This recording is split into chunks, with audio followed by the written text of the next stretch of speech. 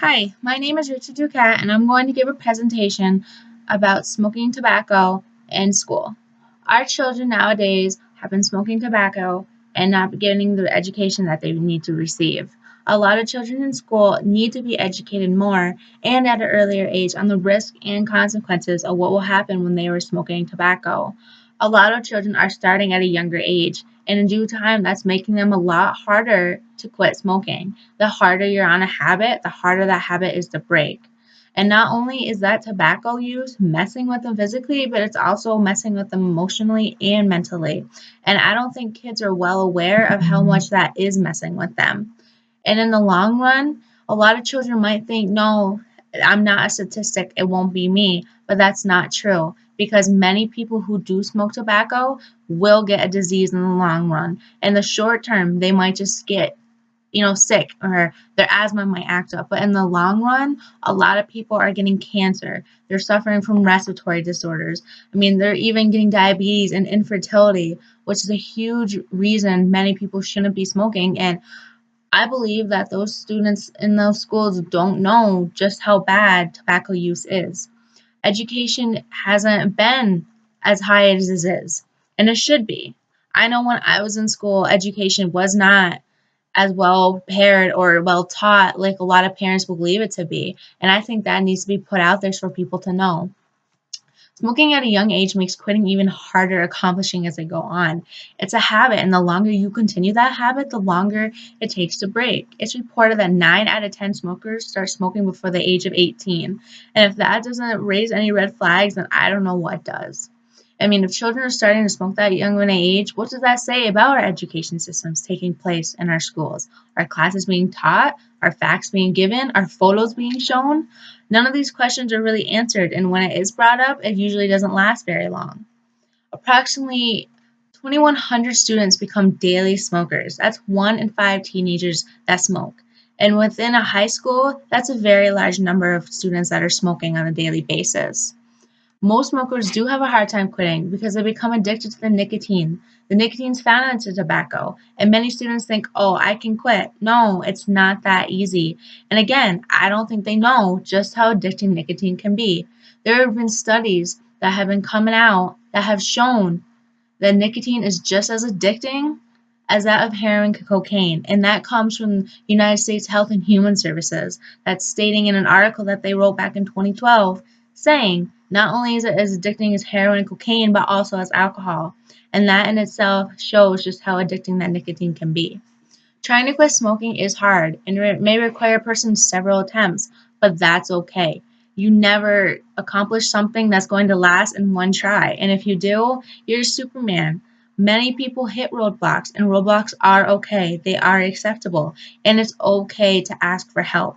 I don't know how many times I was working in my nursing field and I had people to ask me, how do I quit smoking?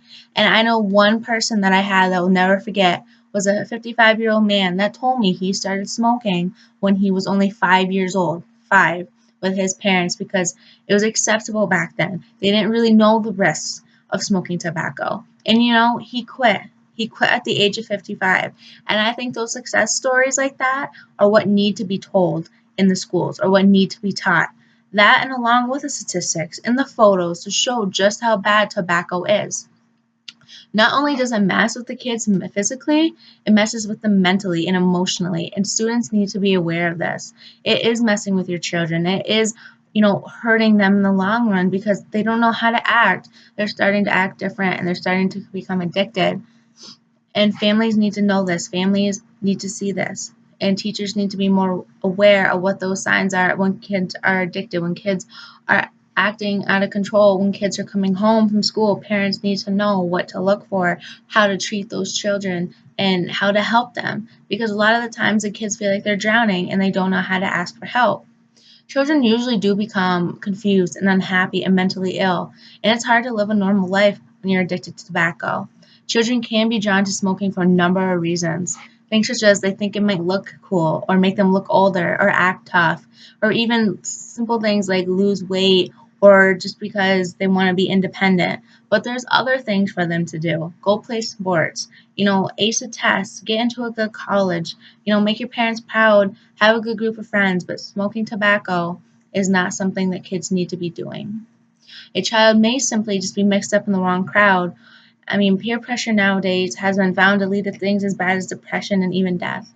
And a lot of that comes back to not being able to say no, not being able to walk away.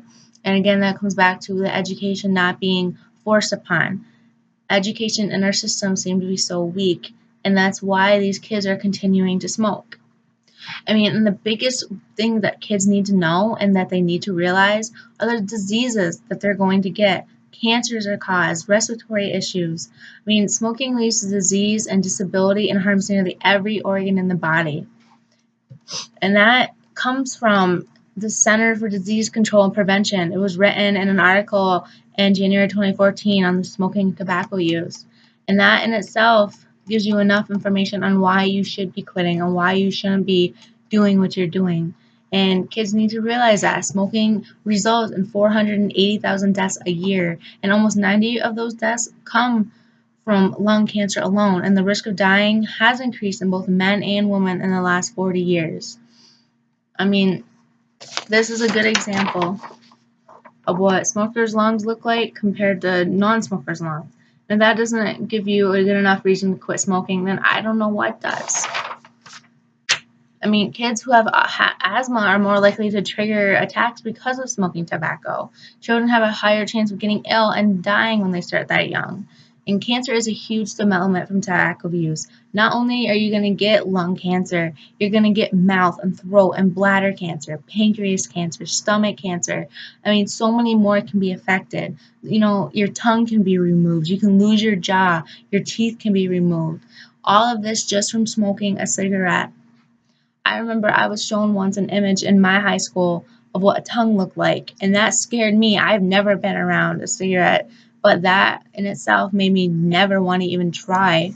And smoking does affect a person's overall health. I mean, women have a much harder time trying to become pregnant when they smoke. I mean, even if they do become pregnant, they're at more increased risk for SIDS. I mean, stillborn babies, preterm babies, and that's scary. Why would women continue to do that? Why would you want to put your baby at risk?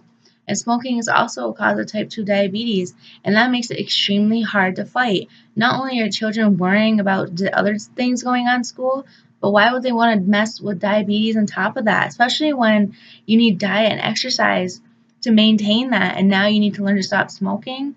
It's just an unnecessary hassle that many students are putting upon themselves. And I believe that if the education was pushed more in schools and students knew more about tobacco and what it can do, that maybe, just maybe, it might be able to help. I mean, education beginning at a young age about tobacco cessation is crucial in children understanding the risks and consequences of smoking. Deaths resulting from smoking is 100% preventable, and the more children are aware of that, the more likely they are to not start smoking. To quit smoking is one of the most important things a smoker can do for their health. As difficult as it is not impossible. Thank you.